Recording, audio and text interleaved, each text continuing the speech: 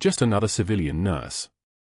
That's what Dr. Hargrove said when Laura Bennett introduced herself 6 months ago at Oak Creek Memorial in Denver. He didn't see the way her hands moved when she started and for economy of motion, precision that came from 1,000 field procedures in places he'd never been. He didn't know about the pair of worn combat boots tucked in the back of her locker, mud from Marja still caked in the treads. What he saw was a quiet woman who kept her eyes down, spoke softly, and posed no threat to anything. They were wrong. All of them. But on her third day, nobody knew that yet.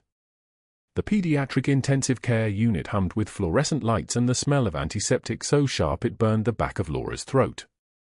She moved through the nursing station at 6:15 in the morning, before the day shift arrived, checking charts with meticulous detail.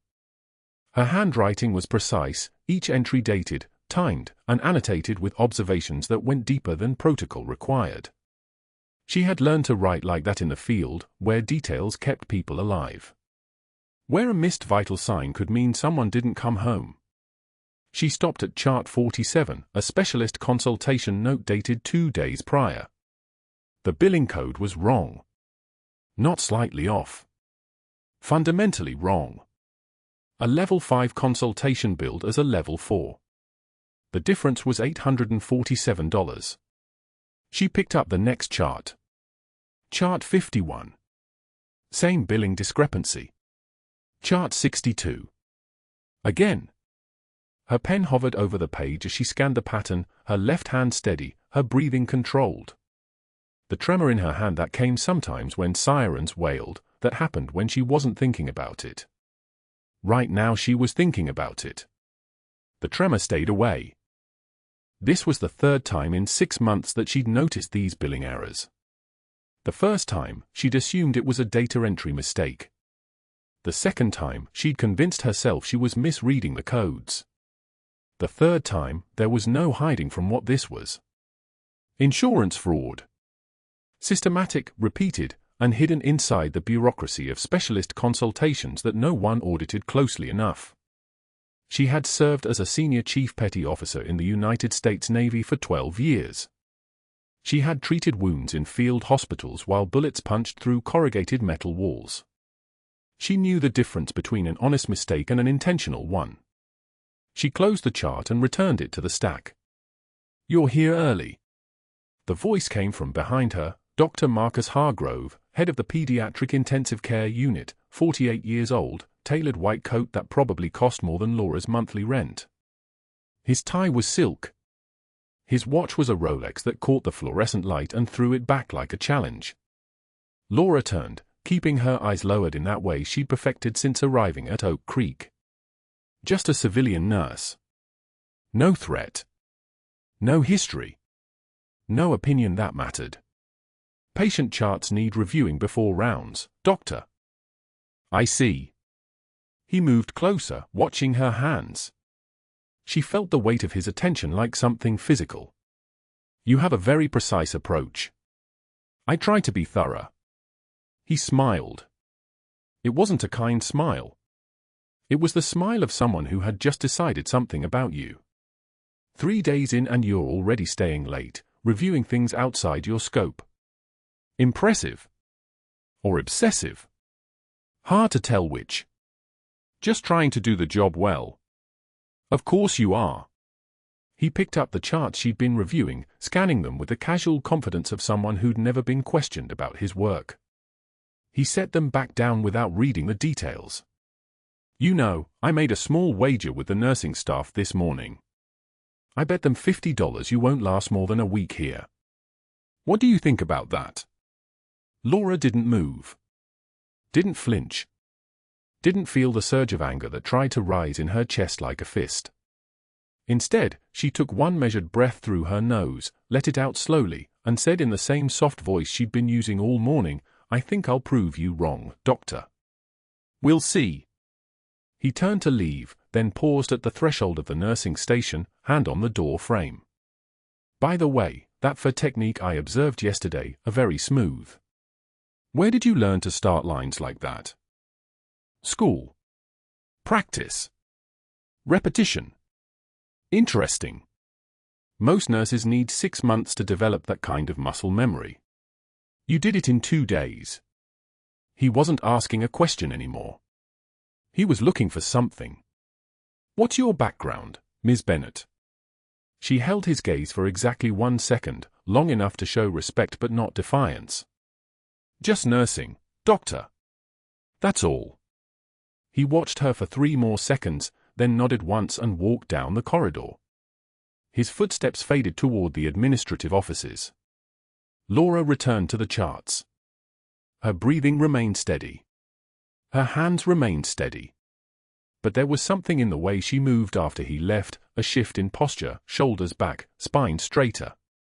Just for a moment. Just enough for anyone who knew how to look. Then the mask came back. The soft voice. The downturned eyes. The performance of being nobody. She moved through the rest of the patient charts methodically, documenting everything she found. By the time the day shift arrived at 7 o'clock, she had finished and returned each chart to its place. She poured a cup of coffee in the break room, black, no sugar, the kind that tasted like determination and field hospitals at 0300 hours. A nurse named Patricia from the overnight shift was heading out, exhausted, her face the color of someone who hadn't slept in 36 hours. "How was your night?" Laura asked, the question automatic and kind. "Rough." Patricia grabbed her bag. Dr. Hargrove made rounds at 5 this morning. Made a comment about how our documentation wasn't meeting his standards. Then he made some joke about the new nurse being our last hope for quality. She paused at the door. "He said that about you, I think. He seems interested in you." "Not in a good way." "No," Patricia agreed. "Not in a good way." After Patricia left, Laura stood alone in the break room with the fluorescent lights humming their mechanical song. She thought about those combat boots in her locker. She thought about the dusty streets of Marja, where she'd worked in a forward operating base with 12 other medical personnel and held more lives in her hands than she could count. She thought about why she'd walked away from all of that 2 years ago, why she'd left the Navy with her papers signed and her rank left behind like something she'd shed in a different lifetime. PTSD, the paperwork said. The doctors had used longer words. Her own mind had used simpler ones, too much. Too much blood. Too much loss. Too much weight. She finished her coffee and went back to the pediatric ICU to check on the patients. None of them were in critical condition yet. None of them knew that their chart patterns were being falsified by a man in a silk tie who'd just decided that a quiet nurse with precise hands was a problem that needed solving. The morning stretched ahead of her, full of small decisions and careful movements and the constant performance of being less than she was. She went to her locker during the shift change at noon. She hung her jacket up, moving the lunch container she'd brought from home. Behind it, the combat boots sat exactly where she'd left them, laces still tied from the last time she'd worn them in the field. The leather was scuffed. The soles were worn. They smelled like dust and diesel and memory. She closed the locker door without touching them, without letting anyone see the way her jaw tightened when she did. Dr. Hargrove was waiting at the nursing station when she returned to the floor. He had a patient chart in his hands and a smile that looked like it was made of glass. "Ms. Bennett, I'd like you to document the medication reconciliation for room 7. Very carefully. I'll be reviewing your notes personally." "Yes, doctor." She took the chart and went to work. Her hands moved with precision. Her notes were meticulous. Every medication verified, every dose checked twice, every interaction considered. She was good at this. She had always been good at this. But she was learning that being good at something wasn't the same as being safe. Safety was something you earned. Safety was something they could take away. What she didn't know, as she worked through her shift with her eyes down and her voice soft, was that Dr. Hargrove had already made a phone call that morning. A call to the hospital board president. A call where he described a suspicious new employee with unusually advanced clinical skills and a concerning attention to billing detail.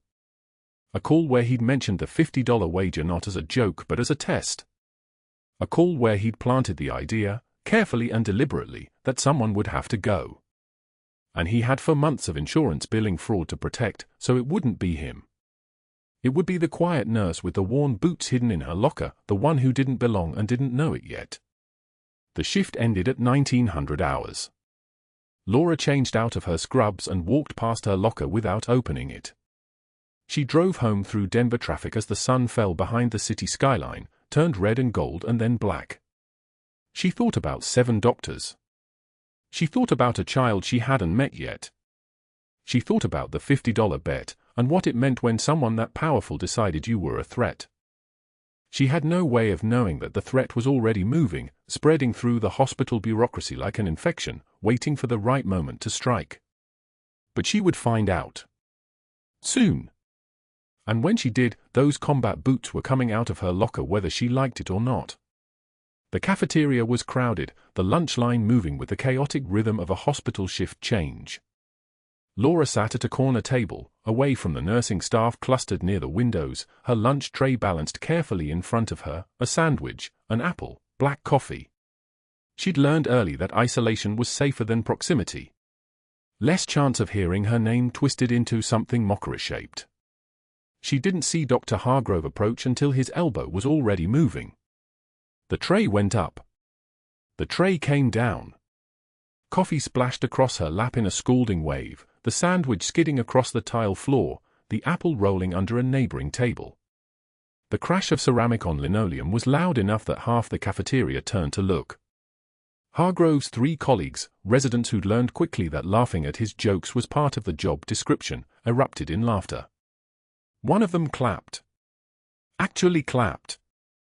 "Oh God, that was perfect," one of them said, wiping his eyes.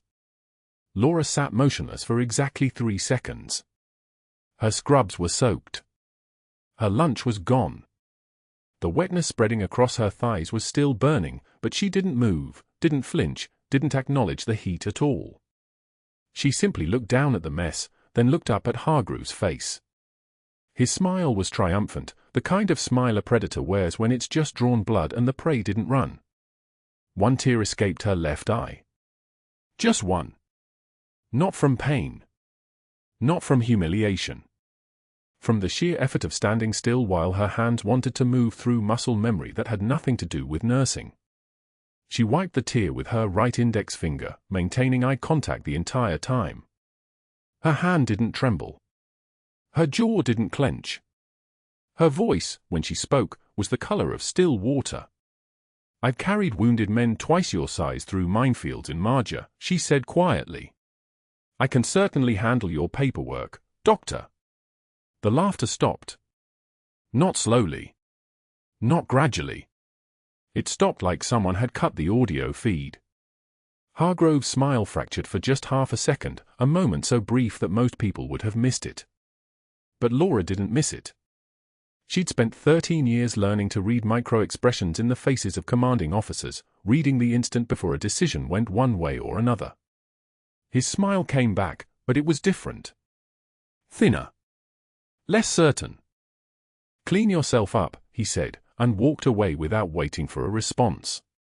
The 3 residents followed him like remora fish trailing a shark, their laughter forced and brittle now, desperate to reassure themselves that they were still on the winning side. The other cafeteria patrons turned back to their meals. The moment was over.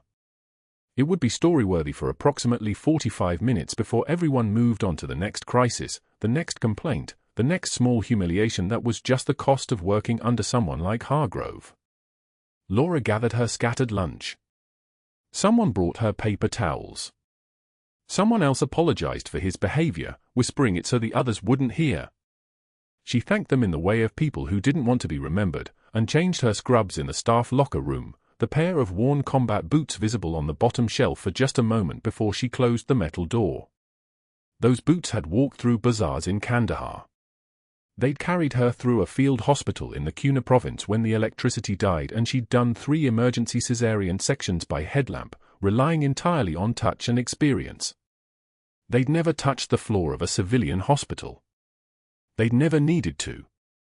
She returned to the pediatric unit at 2:22 p.m., chart in hand, ready to continue her shift as if the cafeteria didn't exist, as if humiliation was just a weather pattern she'd learned to walk through without complaint.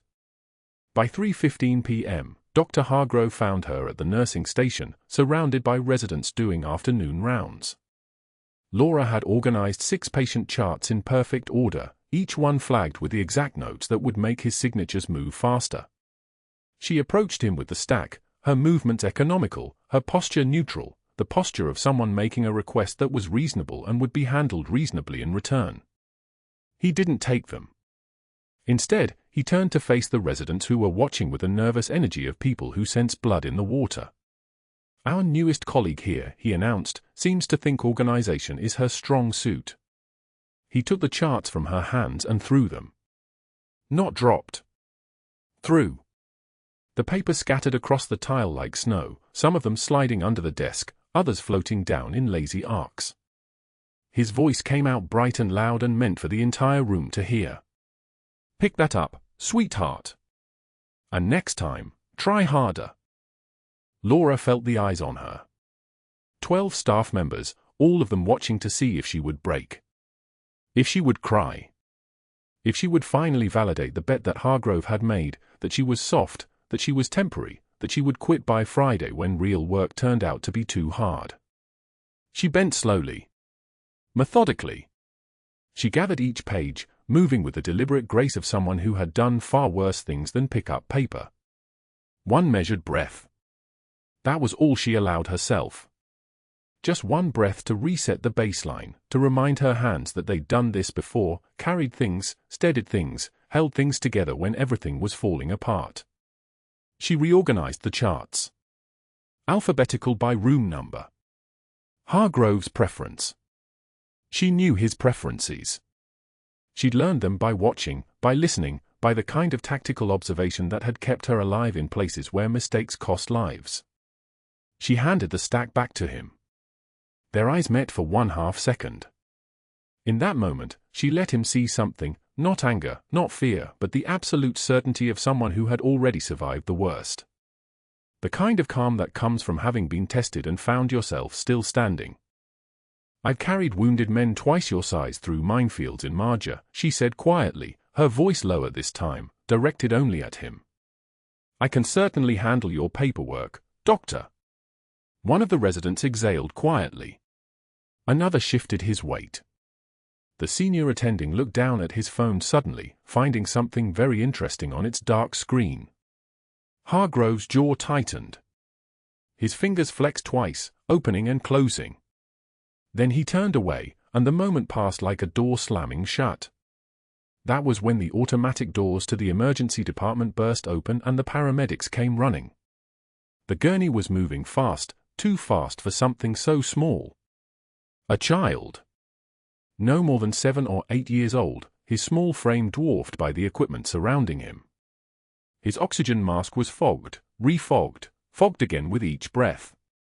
A monitor displayed vitals that climbed wrong, oxygen saturation at 84% and dropping, heart rate at 145 and still climbing, the rhythm fast and desperate and wrong. Behind the gurney walked a man in full Marine dress uniform. Dress blues. The kind of uniform you wore for formal occasions or when something had gone terribly wrong. His face was set like concrete, but his eyes were drowning. Laura froze. She recognized him instantly. Not from Oak Creek Memorial. From a photo in her son's last letter home. Sergeant Major David Holloway. The Marine commander. The one who'd written in the margins that he was glad her boy had drawn someone with actual sense in his platoon. The one whose name had appeared in deployment emails with the kind of frequency that meant he was the center of everything. Her son was serving under him right now. Somewhere in the middle of a deployment that she didn't allow herself to think about because thinking about it made her hands shake in ways she couldn't afford. Dr. Hargrove moved immediately, taking command with the kind of authority that came from knowing he controlled every variable in a room. Get vitals continuously. I want chest X-ray, blood gas, EKG. Call pulmonology, cardiology, critical care, ENT.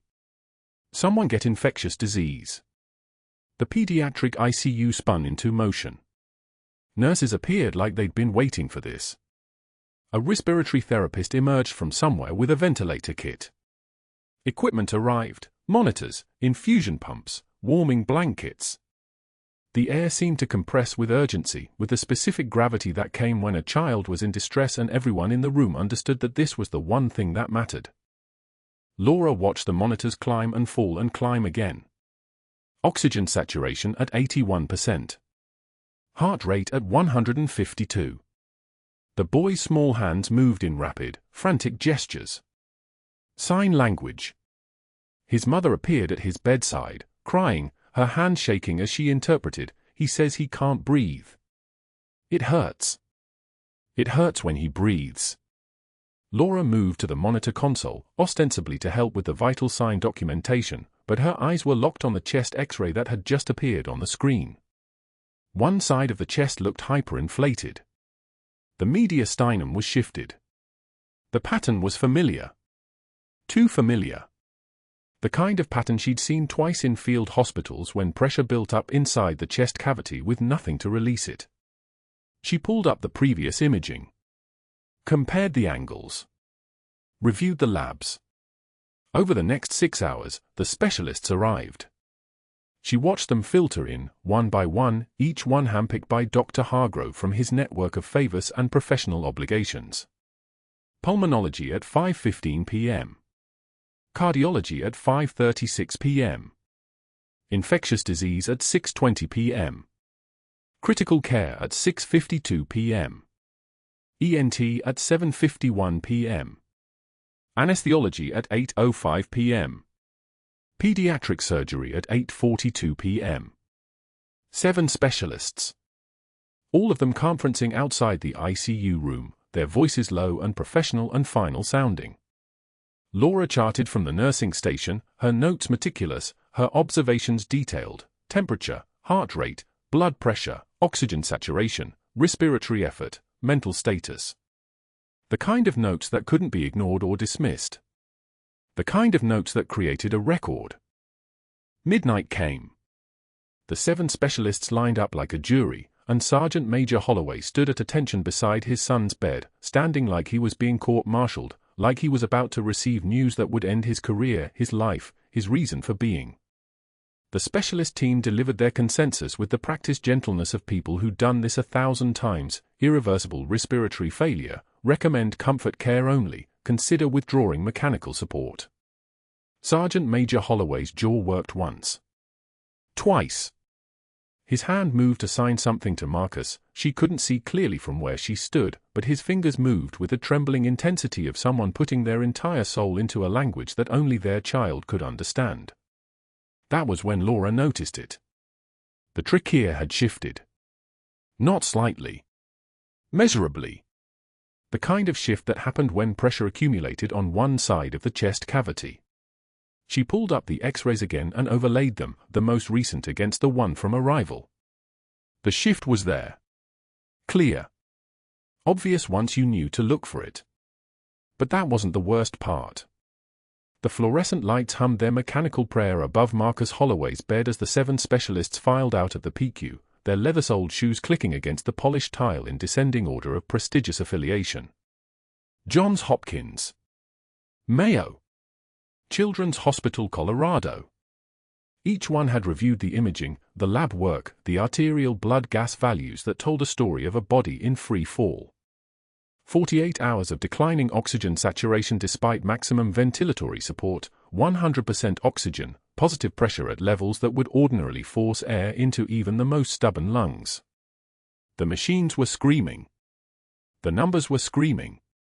The boy's body was screaming in the only way a 7-year-old deaf from birth could, through monitors and alarms that translated his crisis into the universal language of medicine, alarm codes and flatlines. The final specialist, a pediatric intensivist from National Jewish Health with a clinical reputation that preceded him like a cold front, delivered his conclusion to Sergeant Major David Holloway in the hallway with the measured tone of a man who had delivered thousands of these verdicts. The words were kind. That was the worst part. Kindness made it sound true. Made it sound inevitable. "We've exhausted our options," the doctor said, his hand briefly touching the sergeant major's shoulder. "His lungs are too damaged. The infection has progressed beyond what we can reverse. At this point, we recommend comfort care only. Let him go peacefully. With his family. Sergeant Major Holloway stood at his son's bedside in full dress uniform, blues with the red stripe running down the leg, creases sharp enough to cut glass, medals arranged across his chest in the precise order that meant nothing now because the only thing his rank could buy him was a private room and a chair beside a boy who would never hear his voice again. He had already never heard his voice. Profound deafness since birth, they had told him when Marcus was 6 months old.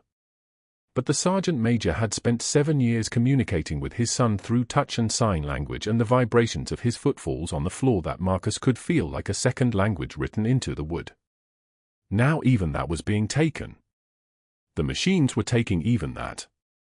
Tears ran down the Sergeant Major's face in silent tracks, the kind of weeping that comes from men trained not to cry, trained to absorb punishment and transform it into discipline, into muscle memory, into the ability to function in catastrophe. His jaw was locked so tight the muscles made shadows beneath his skin. His right hand rested on Marcus's small chest, feeling the shallow rise and fall of a body running out of oxygen, running out of time, running out of reasons to keep fighting. That was when Laura Bennett walked into the room at 2 in the morning, pushing the vitals cart, her posture the same careful deferential lean she had perfected over 6 months at Oak Creek Memorial. Just another night shift. Just another PQ round. She was not supposed to notice anything. She was not supposed to see anything. She was certainly not supposed to know anything that 7 board-certified specialists had already determined to be impossible. But her eyes caught the monitor first, oxygen saturation at 76%, barely sustainable, the red numbers pulsing like a heartbeat disconnected from hope. Heart rate 162. Respiratory rate 38. The numbers were babbling, frantic, the kind of numbers you got when a body was drowning in air. She looked at Marcus's face, the slight bluish tint creeping across his lips like frost, the way his small nostrils flared with the effort of pulling in molecules his lungs could no longer process. And then she looked at his chest. The trachea had shifted.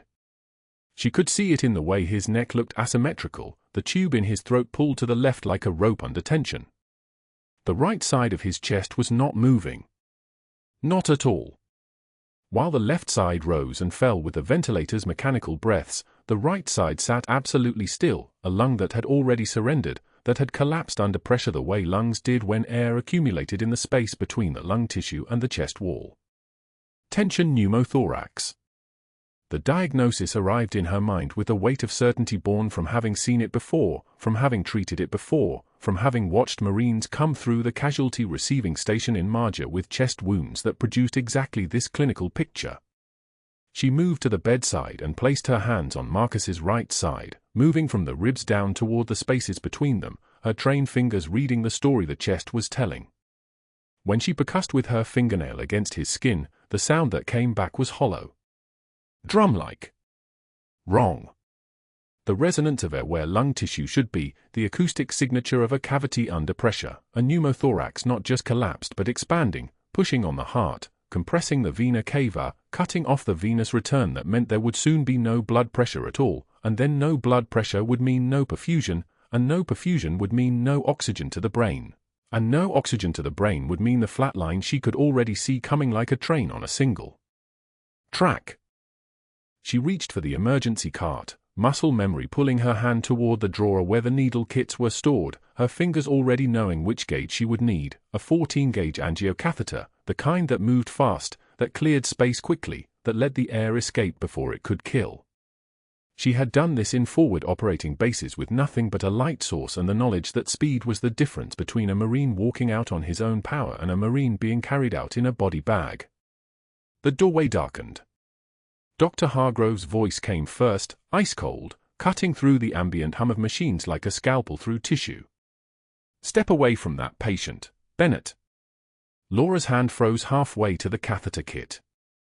The movement was so minute that only someone trained to read the smallest physical signs would have caught it, the slight stiffening of her fingers, the imperceptible pause in her breathing, the way her eyes did not move from Marcus's chest.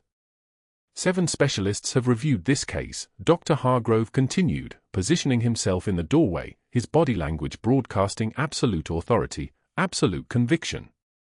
His voice carried the tone of a man who had already won, who was simply delivering the formality of the final word. Comfort care only. No procedures. That is the consensus. Doctor, he has a tension pneumothorax. Laura's voice was steady, clinical, the voice of someone describing observable phenomena.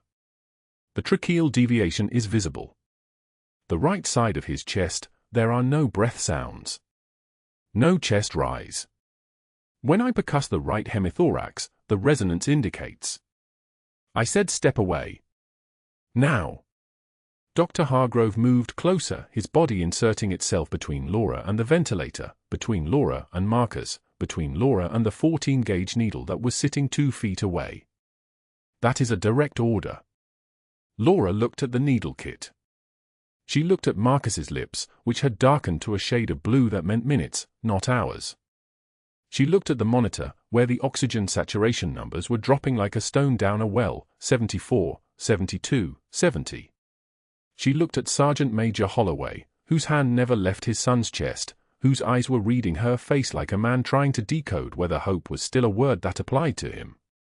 Security will escort you from this unit if you touch that child, Dr. Hargrove said, his voice carrying the weight of someone accustomed to obedience, accustomed to authority that was absolute because it was backed by institutional power, by position, by the understanding that he controlled her employment, her career, her ability to work at Oak Creek Memorial or anywhere else in Denver.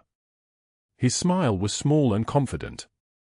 Your professional judgment has been overruled by 7 board-certified specialists. The case is closed. Laura set down the catheter. Her hands were steady.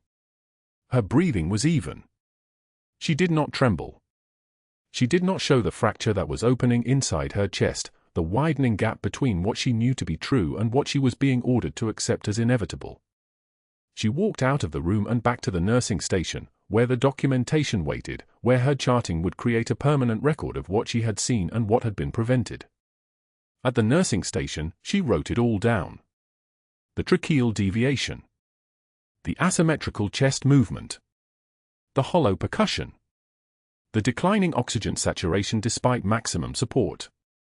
Every finding meticulously notated, every observation documented with the precision of someone who understood that if she could not act, she could at least leave evidence. She could at least make sure that when the autopsy was performed, and there would be an autopsy, because this was too young, too sudden, too preventable, someone would see what she had seen. Someone would know that she had known. 8 minutes passed. The clock on the wall moved with excruciating slowness. At 2:08 in the morning, the monitor alarm pierced the darkness with a sound like an animal's final scream. Asystole. No electrical activity. No heartbeat. No pulse.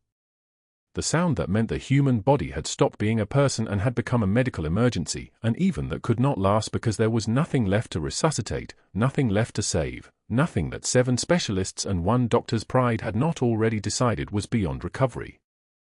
The room erupted in the choreography of a code that was already a funeral, voices calling orders that nobody expected would matter, medications being pushed into lines that had no beating heart to carry them forward.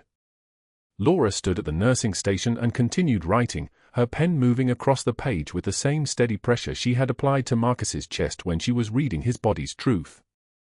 She wrote the time of the alarm. She wrote the asystole rhythm. She wrote it all down.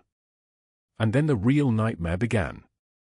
The monitor flatlined at 2:44 a.m. Marcus's heart stopped because 7 doctors had given up. But Laura Bennett saw what they missed. And that's when everything changed. She dropped her chart. Paper scattered across the tile floor like snow, vital signs, O2 readings, her handwritten notes documenting every detail of what Dr. Hargrove had forbidden her to treat. She didn't pick them up. She ran. 2 residents froze in the doorway, clipboard slack in their hands. Laura shoved past them without apology, her shoulder connecting with the first resident's chest hard enough that he stumbled backward into the wall. The second resident pressed himself against the frame, eyes wide, not moving. Not helping. Nobody helped. Stop! Dr. Hargrove's voice cracked behind her like he was losing control of something. He was. She was already at Marcus's bedside, hands moving on muscle memory from a field hospital in Helmand province where children had arrived in far worse condition and she'd saved them anyway. She tore open the 14-gauge catheter kit with her teeth, the plastic packaging splitting between her molars with a sharp crack. No time for gloves. No time for antiseptic. Tension pneumothorax didn't care about protocol. It killed children. Her fingers found the landmarks on Marcus's small chest. Second rib. Third rib. The intercostal space between them, the exact space she'd punctured hundreds of times in Marja, in forward operating bases where the power was intermittent and the screaming was constant. She positioned the needle at the midclavicular line on his right side, feeling the boy's ribs like a grid under her palm. One smooth motion. No hesitation. She plunged it through the chest wall. The hiss came immediately, a sound like air releasing from a pressurized tire, like a pressure cooker valve opening, like the moment when a trapped system finally finds escape. That hiss meant the trapped air was leaving. That hiss meant the collapsed lung could re-expand. That hiss meant Marcus Holloway was going to live. The heart monitor beeped once. Twice. Then it settled into the steady rhythm of normal sinus, a sound like a metronome keeping time with a child's returning heartbeat. The boy's chest began moving symmetrically again, both sides rising and falling in perfect synchronization. His lips, which had been the color of slate, began to pink up in real time. The reddish flush of oxygenated blood spreading across his small face like a sunrise. Sergeant Major Holloway gasped. His hand flew to his son's face, trembling fingers hovering above the boy's cheek without touching, as if his son might shatter. Tears were streaming down his face now, not the controlled tears of a Marine accepting loss, but the breaking tears of a father watching his child come back from the edge. His jaw worked without sound. His whole body shook. The oxygen saturation numbers climbed on the monitor. 78%. 82%. 87%. 91%. Each number a small miracle, each digit a step back from the abyss. Laura's hand was still steady on the catheter, her breathing controlled, her movements precise. This was who she was. Not a nurse who took orders. Not a woman who trembled in front of bullies. A senior chief petty officer who had held a field hospital for 12 hours against weapons fire and held it still. Dr. Hargrove stood in the corner of the room, very still. His face had gone white first, the color of something dead. Then it flooded red, crimson spreading up his neck and across his cheeks like rage was physically taking over his body. His hands clenched into fists. His jaw clenched. He looked like a man who had just watched control slip through his fingers forever. Everyone out. Now. His voice was no longer arrogant. It was desperate. It was the voice of someone who understood that this moment had just destroyed him. He pulled out his phone with a shaking hand. Laura watched him dial with one finger stabbing at the screen like he was trying to hurt it. 3 calls in rapid succession. She heard fragments: Hospital Board President, State Nursing Commission, my attorney.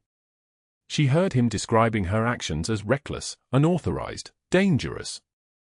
She heard him ask for her immediate termination before the investigation even began. Within 30 minutes, 2 hospital security officers arrived in the ICU. They didn't run. They didn't seem urgent. This was routine for them, removing employees, enforcing decisions from above.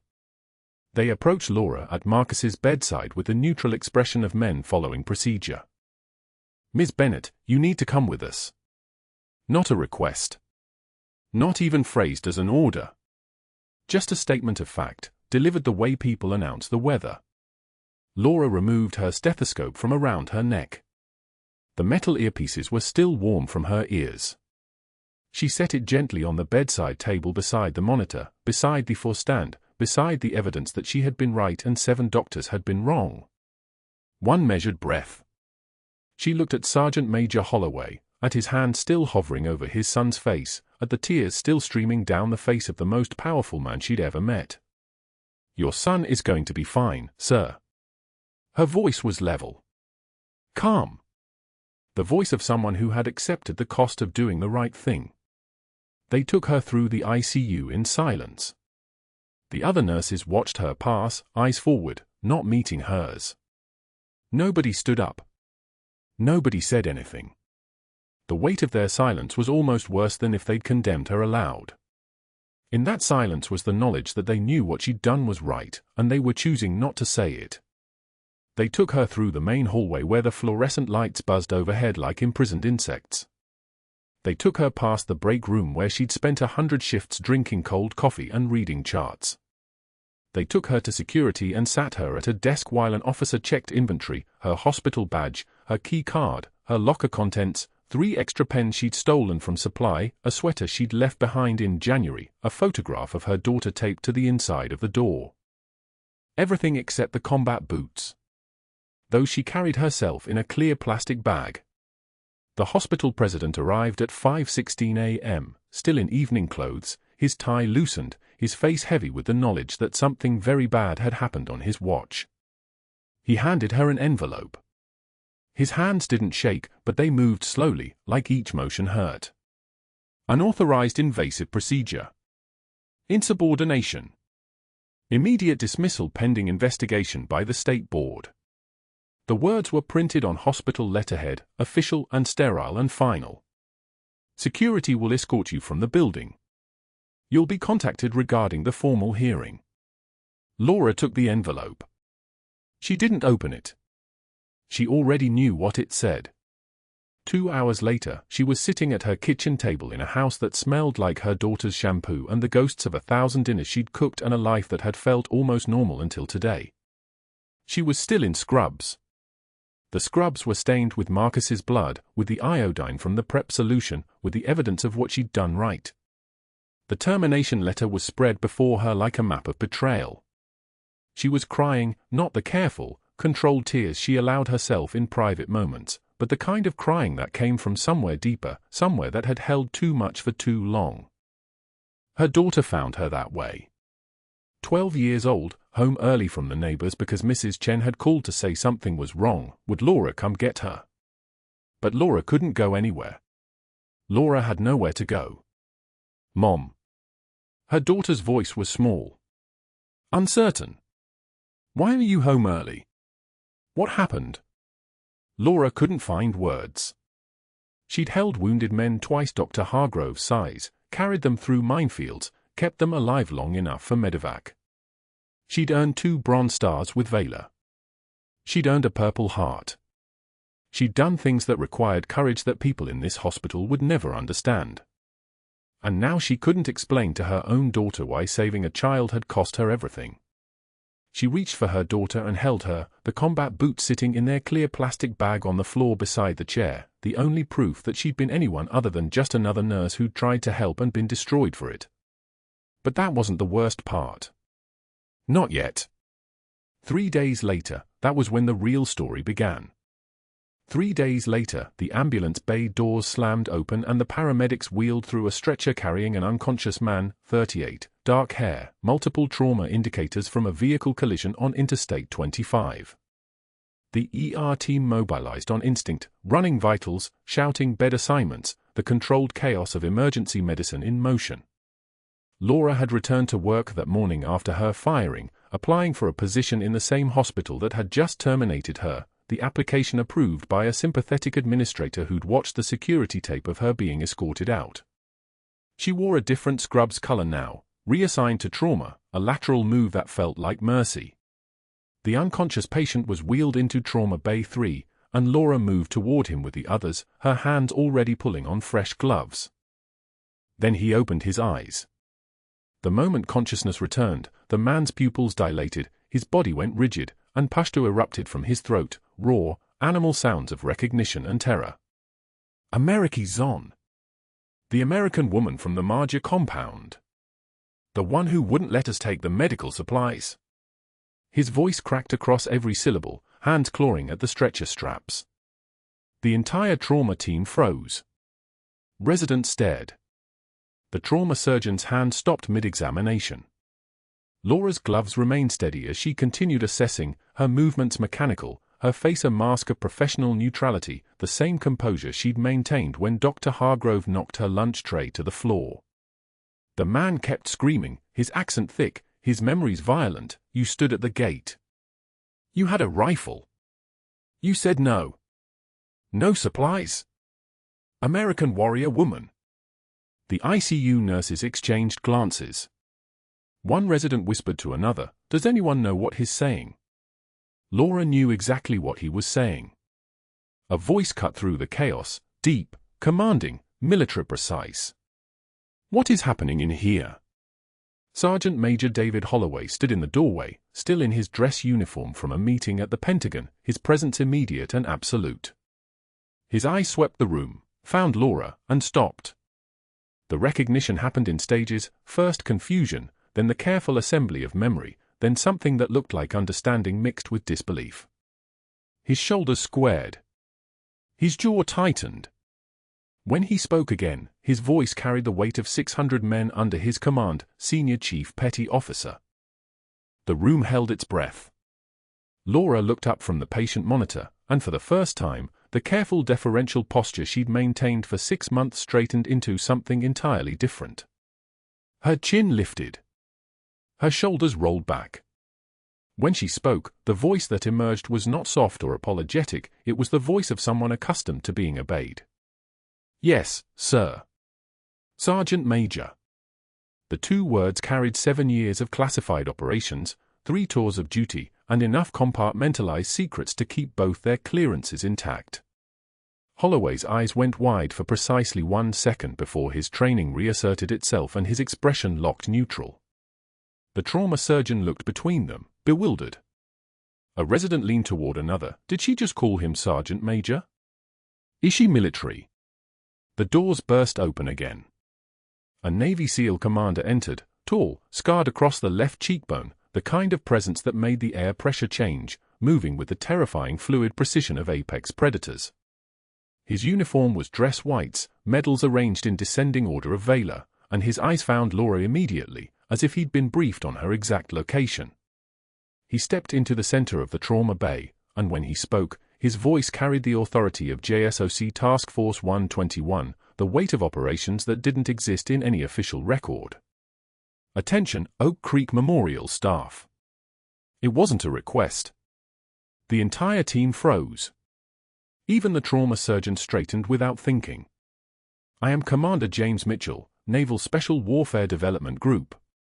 I am here to make an official statement regarding Senior Chief Petty Officer Laura Bennett."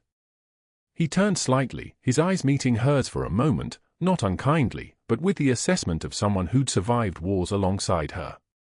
This woman earned 2 Bronze Stars with valor for combat leadership. She earned a Purple Heart for wounds sustained defending Allied personnel. And she earned the Navy Cross, the 3rd highest military decoration, for holding a forward medical facility against a 12-hour coordinated assault in Helmand Province. His voice filled the entire bay. She did this with a staff of 4 medical personnel, armed with 2 M16s and the kind of tactical composure that prevented 43 casualties. The silence was so absolute you could hear the ventilator in Trauma Bay 2 wheeze through the walls. A resident who'd laughed 6 days ago when Dr. Hargrove knocked Laura's lunch tray to the floor now stood frozen, her mouth slightly open. The trauma surgeon's hands had stopped moving entirely. Sergeant Major Holloway's eyes had closed for 1 moment, gratitude or grief, Laura couldn't determine which. The man on the stretcher, the former Taliban commander, had gone completely silent, his body trembling with recognition of exactly what he'd just done, screamed at a living legend. That's when the other doors opened. Federal Bureau of Investigation. 3 agents in dark suits carrying sealed boxes of computer equipment, hospital records, secured files. Behind them, a woman from the Department of Health and Human Services with a folder thick enough to contain the last 6 months of every billing submission from Oak Creek Memorial. They moved past the trauma bay without looking at it, heading directly for administration, heading directly for the office of Dr. Richard Hargrove, though they didn't know yet that he was sitting in his office reviewing his investment portfolio, completely unaware that his entire operation was about to be dismantled by the meticulous documentation of a single nurse who'd noticed something didn't add up. The charging documents would later detail $17.3 million in fraudulent specialist consultation billing over 4 years. The insurance investigation would uncover phantom consultations, inflated procedure codes, deliberate misrepresentation of patient acuity to justify expensive interventions, all carefully documented in hospital records that Laura had flagged during her 3 months of work, small inconsistencies that a trained investigator could now see as the pattern of a sophisticated scheme. The FBI had launched their investigation not because of those inconsistencies alone, but because a Navy SEAL had made a phone call to a Pentagon contact who'd made a phone call to the Director of Naval Criminal Investigative Service who'd alerted the FBI that a Navy Cross recipient had been terminated from civilian employment under suspicious circumstances. One call. That's all it took to turn the flashlight toward the shadows Dr. Hargrove thought he'd hidden so carefully. 3 hours later, Dr. Hargrove was sitting in his office when federal agents knocked. He stood, confused, asked to see their credentials, and reached for his desk phone. An agent politely redirected his hand. "You have the right to remain silent. Anything you say can and will be used against you in a court of law." The words arrived like a guillotine blade. Hargrove's face went the color of old hospital walls. His attorney arrived too late, stepping into his office to find his client already in handcuffs, already being advised of his rights, already watching his career transform from prestigious to prosecuted in the span of 4 minutes. The hospital board president arrived at Oak Creek Memorial at 4 in the afternoon with military police flanking either side, a detail that Commander Mitchell had arranged, because theater mattered, because every person in that building needed to understand viscerally that some lines shouldn't be crossed. The news cameras were waiting in the lobby. Someone had called them, probably Sergeant Major Holloway, probably intentionally, because justice without witnesses was just private revenge. The board president stood at the center of the main lobby where Dr. Hargrove had mocked Laura 6 months ago, where her lunch tray had been scattered across the tile floor, where 50 staff members had watched in silence. "Dr. Richard Hargrove, you are terminated effective immediately. For cause: federal fraud investigation, insurance scheme, fabrication of medical records, and gross violation of patient trust." The board president's voice echoed through the lobby like a judge's gavel.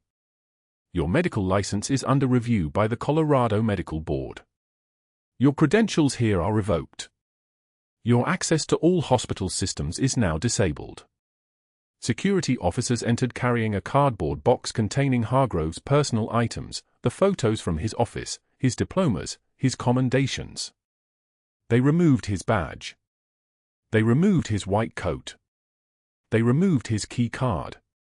An officer held out the cardboard box, and Hargrove, still in handcuffs, could only watch as the contents were placed inside.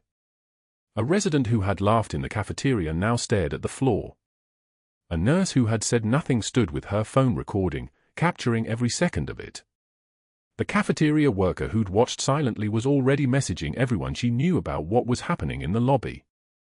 Laura stood at the nursing station, her hands continuing their work, charting vitals, reviewing labs, the routine of trauma medicine continuing because that's what professionals did when the world shifted on its axis. Commander Mitchell approached her, and the room found reasons to move away, giving them space. "Senior Chief Bennett. The Navy would welcome you back. Your clearances are still active. Your skills are needed." His voice carried the weight of actual offers, actual positions, actual return paths to the life she'd walked away from. Laura looked up from her chart, and for the first time, moisture appeared at the corner of her eyes, not the trembling of fear, but the controlled release of pressure that came from 6 months of restraint finally permitted to break. One tear escaped. She wiped it without breaking eye contact. "With respect, sir, I'm exactly where I need to be. Warriors don't always need uniforms." She paused, and the dry humor emerged like a punchline delivered by someone who'd survived enough to earn the right. "Besides, I'd have to give up my parking space." The corner of Mitchell's mouth twitched, not quite a smile, but the recognition of it. He extended his hand, and she took it. His grip carried the language of operators: respect, acknowledgement, release. "Good luck, Senior Chief. This hospital is lucky to have you." He turned and walked toward the door where Sergeant Major Holloway was waiting, the two men exchanging a nod that conveyed conversations that would never be documented in any official capacity. That evening, the FBI agent responsible for the financial crime investigation approached Laura with a folder. "Your charting saved this case. You documented everything. The billing discrepancies, the falsified entries, the phantom consultations, you noticed all of it and you recorded it meticulously.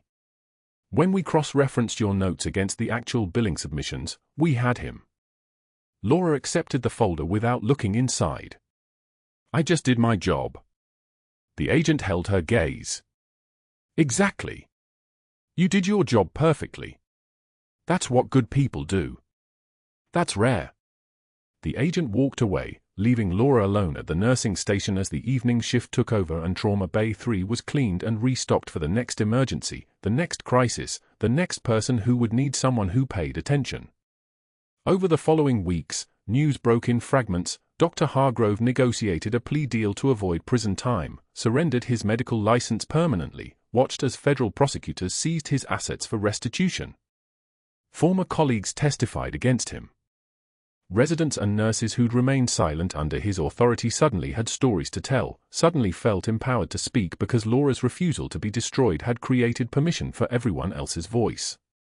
The hospital implemented new oversight procedures for specialist billing.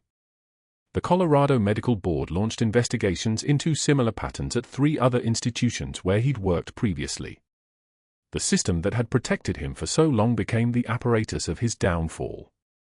If you're enjoying this, please hit like and subscribe, it really helps the channel. And leave a comment letting us know where you're watching from.